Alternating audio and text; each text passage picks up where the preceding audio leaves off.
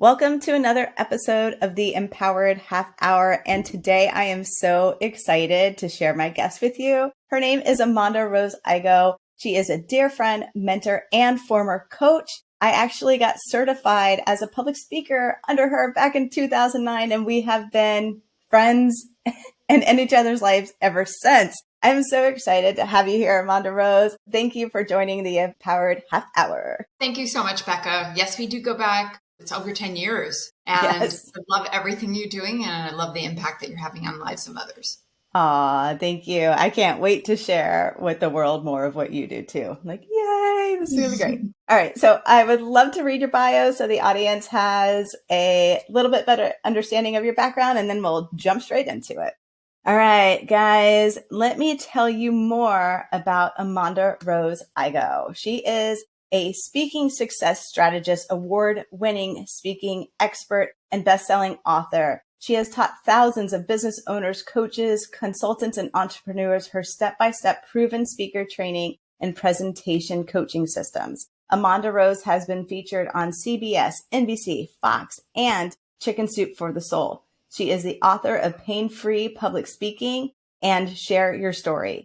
And she has over 20 years experience as a speaker, trainer, and coach. She is the host of the Global Unstoppable Speaker Success Summit, where she interviewed internationally renowned experts such as Jack Canfield, Debbie Allen, and Blair Singer.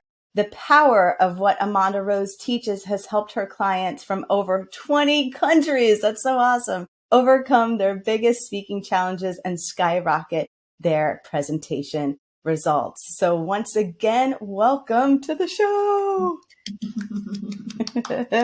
So I would love to start off by asking, what's the backstory? How did you get into becoming a public speaking coach and leaning into that as your business model and helping others achieve Well, public thank you for speaking asking, too? Becca.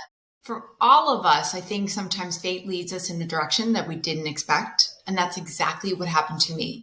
So I used to be a social worker. That's what I have my degree in. And I was kind of burnt out. It was a really stressful career path. And I took a job with a nonprofit organization as a fundraiser.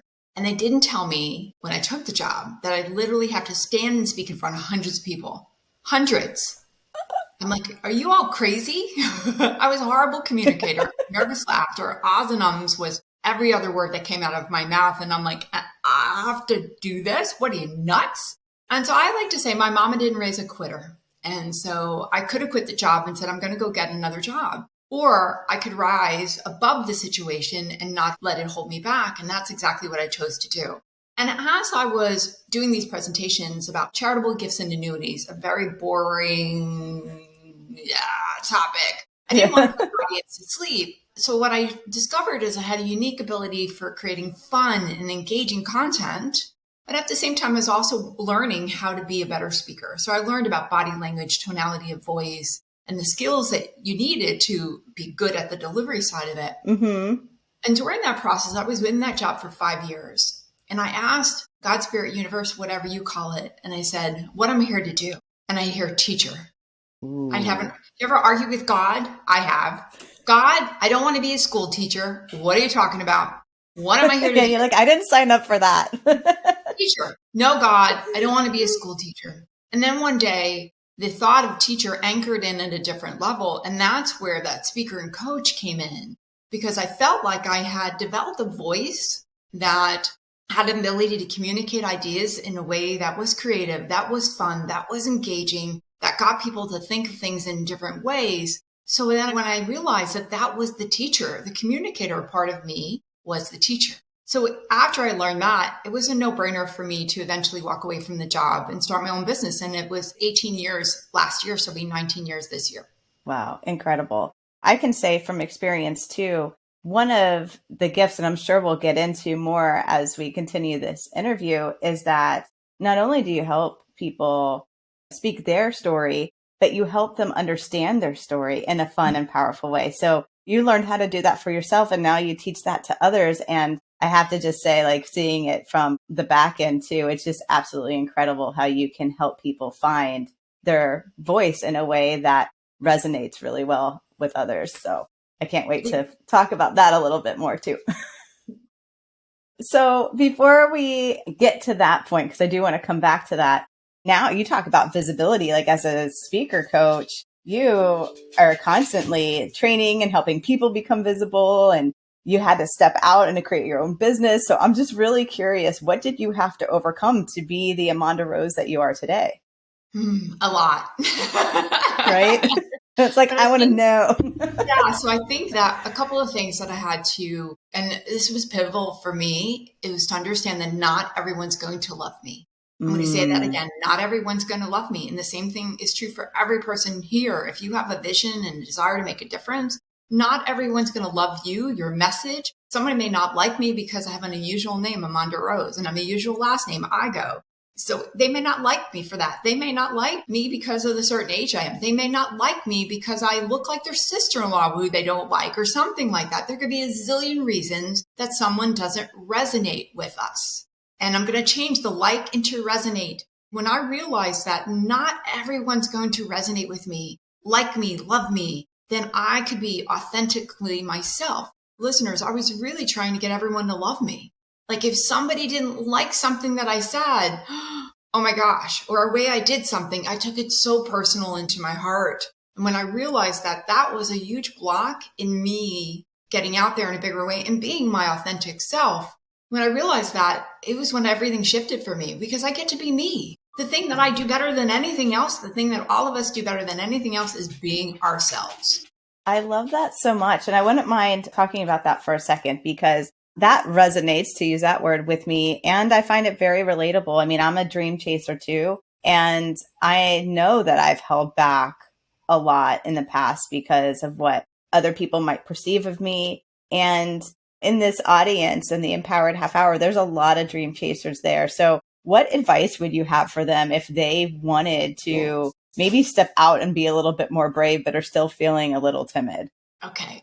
Thing that I think has helped me the most is to realize that we bring all of ourselves. So sometimes people don't want to share something about themselves. So you mentioned like I have a unique ability to help people share their story and actually flesh out their entire talk.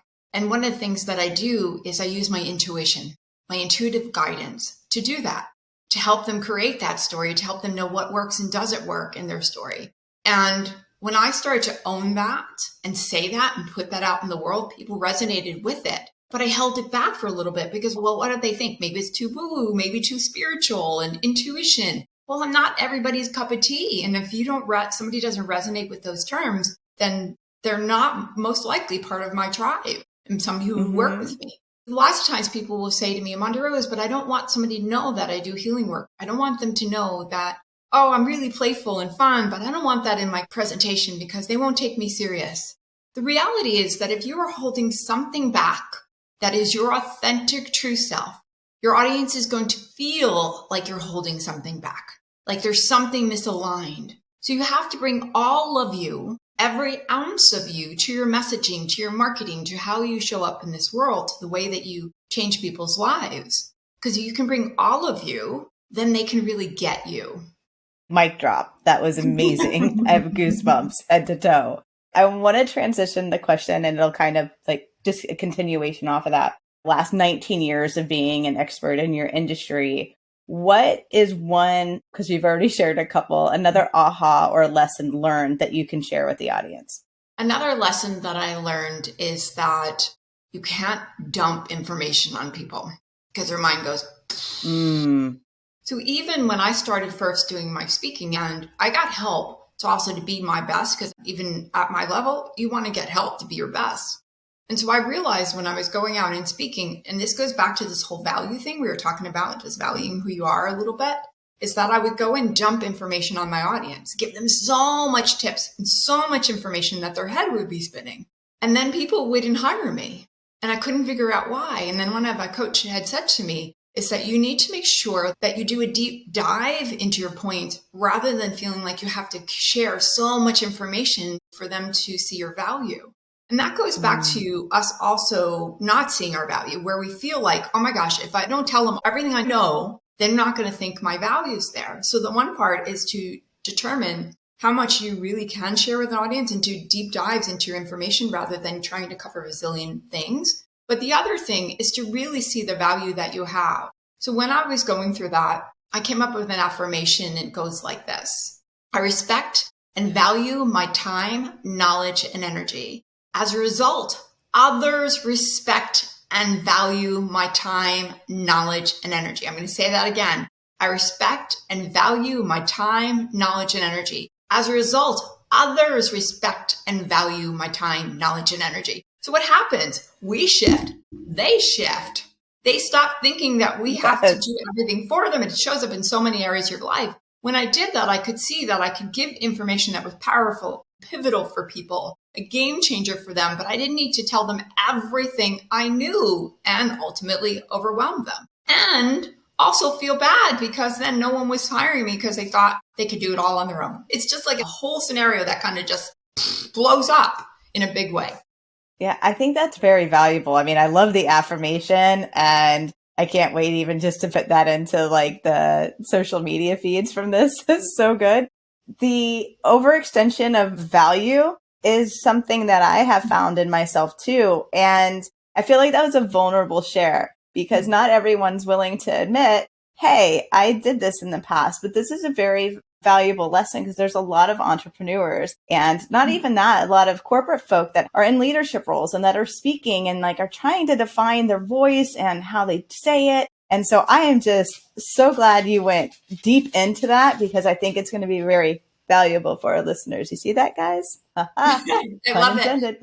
Somebody came to me and then it lost it. So it was about, instead of overwhelming them, really pulling them to you. Right? So if somebody's speaking to a team, sharing information that helps them really understand something rather than a bunch of information that's all surface level, all up here, instead of like, this is how this shows up in your life. That's where that deep dive information comes in. So you captivate them with the information rather than overwhelm them. I love that. And so we have enough time. I want to talk about stories and then I'll go back to the standard interview questions. How did you stumble on the fact that you had this intuitive gift to help people find their stories? Because I've seen it live in person and it is absolutely amazingly awesome. But just what are your 2 cents on that? Thank you. So I'm going to give everyone a little backstory. So when I hold events, I will intuitively pick someone from the audience. I don't know who it is in advance. I know nothing about their story. And I'll go, oh, that's the person. And then I go up to them and I say, I want to help you tell your story, but don't tell me anything about your story because they want to automatically, oh, my story is, I'm like, don't tell me anything about your story. Are you willing for me to help you tell your story? And then I'm going to retell it. And so that's exactly what happens today. But when I first did it, and actually I'm going to backstory a little bit, is so that when I do it, I always get a standing ovation. So they tell their story. And so I'm writing on a whiteboard, on an easel pad going, okay, what's this? What's this about the story? What connects this? And then I just kind of in my mind, I know how it just blends together so beautifully. And then I retell their story. And I always get a standing ovation because people are like, oh, how does she do that? But I will tell you when I'm getting you ready to tell the story. So I ask my audience just to be quiet for a moment and I have to process in my brain the whole story really quickly. And then my God Spirit universe shows me diving off the stage. Literally like I'm flying, diving off the stage and they're going, you ready? And I'm like, you sure? I'm like, go. And then I'll do it. So I think the first time for me, that was probably when I didn't know it. I was doing an event. I had somebody come up and tell their story and they said, look, do you mind if I redo that for you? And that's exactly what happened. And people were like, holy crap, how does this woman do that? And that's where that intuitive guidance, that wordsmithing comes in, which I think is the best thing that I do in my business. Yeah, I would agree. It's absolutely incredible. And just for the listeners, because we go down some of these like rabbit holes, I like to say, and they're like, does that person do that? If any of the listeners, when we share your contact information, want to work on their story, is that something that you do is just help people all the time. Stories? Okay. All the time. Okay. Because we all have a story to tell. For many of us, real quickly, Becca, thank you for a moment, is that many of us have all these stories. We're not sure what story to tell. How does it tie into my career, my business? And how do I make this all work with this presentation? Because you want to tell a story because it creates emotional connection. It builds a know, like, and trust factor. It is essential to any presentation that you're doing, any presentation. I couldn't agree more. That's why I wanted to talk about it because I'm like, through these podcast interviews, help people up level. I mean, that's the whole goal. And so I'm like, yes, all day to everything we've been talking about. this is a very natural question coming right off that. Why are you so passionate about your work? Because it was when I asked God what I was here, God said teacher. So some people see me as a speaker, some see me as a coach. I see myself as a teacher. And there's been situations in my life that where I could have lost my life. And every time that those things didn't happen, I said, I must be here for a reason. God must be saving my life, that I'm still here on this earth. And so when I think of those moments, and I didn't have my career back then, I was working for somebody else. I didn't have my business, but I knew that at the times that I was being saved for something greater. And so my vision for myself is always to have an impact on millions of lives while I'm on this earth. And so it may not be a direct impact. It might be work with somebody like Becca, and then Becca goes and changes lives. And I'm sure I've reached that million goal, but I'm still going to be saying it. I'm sure you have. Making a huge difference. And so that's the thing that drives me. It's the ripple effect of sharing information that changes lives. And then that information gets shared again by my clients and the world. And then by doing this podcast, how many people are being reached by this podcast? And so the lives that we have our voice, and we have the ability to change massive amount of lives. And so that's why I do it. And so for somebody listening, I'm going to ask you the same question. Are you here to change millions of lives? And when would be a good time to start doing it? Woo! Powerful. Love it. So if someone really stepped into that and started using their voice, using their story to change the world, impact millions, how could that energy, that goal or focus empower their own life? Like, how could someone take what they learned from you and it empower their lives? Yeah. So speaking, sharing your truth, being your authentic self isn't the easiest thing to do.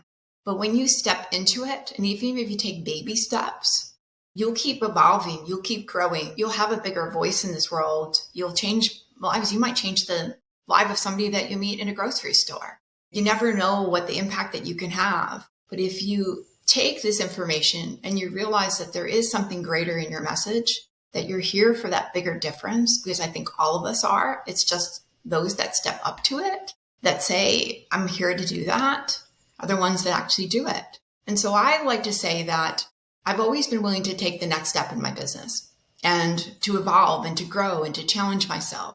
So for the listeners, if you take your next step, whatever that is, to apply what you're learning here or something else that you've learned on the Empowered Hour podcast or another thing, if you take the next step, God, Spirit, Universe will take 2 or 3, but you have to take the next step. Woohoo! Goosebumps again. So I want to ask another question. Coming off of that, you've coached a whole bunch of people. What are some of the positive outcomes you've seen? We can answer this both ways, in the individual themselves and in their business, just by implementing some of the things that we talked about. Okay. So who comes to my mind is Stephanie Williams. So Stephanie, she had a corporate career, but she also wanted to build her own business. And so I remember she was in a year program, which is, I'm now changed to a 6-month program. She was a year program of mine, and where they'd work on their talks and they would deliver those presentations in a small group. And you can see the first time that she did it. You could see how uncomfortable she was. She wasn't ready. And then Stephanie won an opportunity to speak at my event. And she owned that stage, owned it. Even though she had a momentary where she forgot what she was going to say, which is so pivotal for people because it can take somebody out. She forgot, she paused, she picked it up and kept going. And that is the skill of somebody who really is just going for it. Like, I'm not going to let a little blunder stop me. I'm here to deliver a message. And it was powerful. It was heartfelt. Oh my gosh, I've got bumps thinking about that. So you have somebody like that, but then you also have somebody, one of my clients, Vanessa Shaw. Vanessa's built a multi-million-dollar business, but when I met her, she didn't have that. And so she came to me because she was speaking in front of a group of 60 people, didn't know how she was going to turn them into clients. By the time she was done, she had a long list of people willing and ready to talk with her about what she does. I mean, she literally had a line of people. And now speaking is her number one marketing tool in her business. Wow, that's great. Since we have a little bit of time, would you mind sharing with the audience how speaking can help them grow their personal brand, grow their business? I think a lot of people are afraid to speak. We know that's one of the number one fears, but it is actually a piece that's pivotal to growing your business and your brand to the next level. So I'd love to hear your thoughts on that. Yeah. So it really goes back to the number of people that you impact. So when you're speaking, it takes the one-to-one concept and turns it into one-to-many, one-to-one to one-to-many. So I'll give you a simple example. I was interviewed, the attendees were all virtual assistants, online business managers. And so I gave this example, and I'll use the same example. So if one of these participants was to speak to 40 people, and 20% of those individuals became clients of theirs from that presentation. Remember, it's one-to-one versus one-to-many, so you get to share the same message with a group. And if they were just to sell a $2,000 program to those 40 people, 20% is 8. 8 times 2,000, that's $16,000 from that presentation. Now, if they did that 12 times a year, just once a month, they would be like $196,000 just from those presentations. So speaking is a game changer in people's ability to generate income, but also the impact they have is so much greater than having one-to-one conversations. Oh my gosh. I couldn't agree more. I took that advice from you. Like, as I shared in the opening, I had the opportunity to coach under AmondaRose many years ago and love speaking in general. So it was natural for me. But as I started becoming an author, I went back to some of those fundamental skills. And that one-to-many approach and getting speaking engagements not only helped me increase my revenue, but it helped me increase my brand, and it helped me sell a lot of books. So gaining the courage to, you said, take those first couple steps was a game changer for me. And I hope that for the listeners on this episode, that if this is resonating with you, since we've used that word a couple times, take those first couple steps, because it will change your life. It's going to change your business. Anyway, I'm just so glad that you got a chance to share more about that, because I think it's really important to understand the impact that speaking can have. In fact, I'm going to give you one other thought on that. For somebody who works for a corporation, if you can speak effectively in front of a group, you are a highly desired employee, highly desired. That is so important because it sets you apart from 95% of the other people that work for the same company. Yes, it certainly does. With my background in corporate America, they're leaning on their employees for engaged speakers. People get chosen to speak in corporate America because of their specialty, but it doesn't mean that they're good speakers. So yes, if you are a sought after specialty within your corporation, if you're in a function that needs to be cross-shared with other departments, learning to become an engaging speaker might actually help you elevate your career, help you with promotions, maybe get you on boards. I mean, the corporate world, the outcomes are endless also. So I'm really glad you went down the corporate path, because I do have a lot of corporate peeps on here too. Mm-hmm. Yep. And you do that. You do a lot of corporate speaking. I do. All right. So we're starting to wind down. And I know we have a fun thing that we're going to share as AmondaRose shares how to stay in touch with her. But I do want to, because I feel like this ask is just going to come in. Can you spend a minute or less just telling the audience what your story package looks like in case they do want some help? Well, I think actually the best thing to do is to reach out to me and we can schedule a brainstorm session, because it's very different from some people. They might just say, okay, I just need to be able to tell my story. I have a presentation, just need to talk about my background. It's only 5 minutes of my story. And so it's a little bit different depending on what somebody wants help with. So a great way to do that, if you go to AmondaRose.com, I'm going to spell that for you because it often gets auto-corrected. So it's AMO instead of AMA. AmondaRose, AmondaRose.com. And then you can reach out to me via my contact us page, or even schedule a 15-minute brainstorm session so we can talk about your story. That's awesome. Thank you for sharing that. And Marley she wanted to interject on that too. She speaks up every now and then on this podcast. Marley. Yes, do it now. All right. So let's go to social media. How can people follow you? So I'm really easy to find because there's only one AmondaRose, AmondaRose. So you can find me on Instagram. Actually, somebody did try to copy my profile on Instagram, but so you can tell the difference. They're trying to sell crypto. They didn't work really active on it. So AmondaRose, you can find me on Facebook, Twitter, LinkedIn. There's only one AmondaRose.